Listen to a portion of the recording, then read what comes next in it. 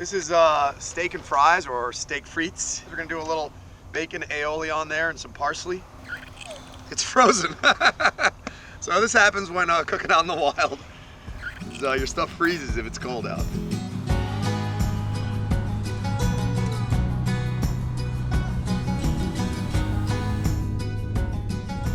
Outdoor cooking for me is a way to unwind.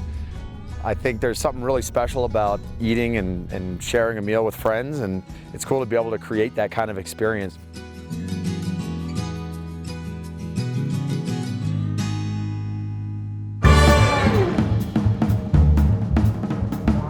Some of my earliest memories of seeing people cook and learning how to cook were growing up in New Orleans and being able to get fresh seafood, and having ingredients like that to work with really just inspired me to want to learn more about kind of where they come from and what's possible with them.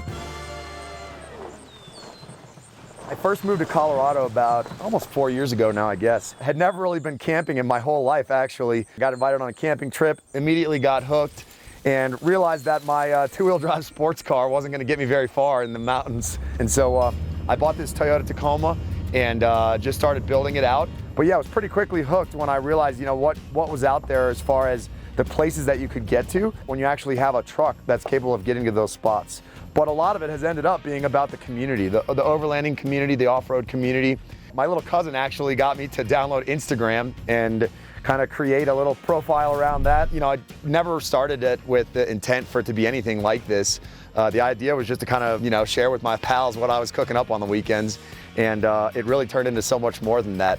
One of the things I love to do is if I'm cooking up a good meal like this, I like to drop a pin and let other folks know where I'm gonna be. So, I'm rarely cooking just for myself, and if I can invite a couple other folks over to share a good meal and maybe some stories around the campfire, I'm definitely about it.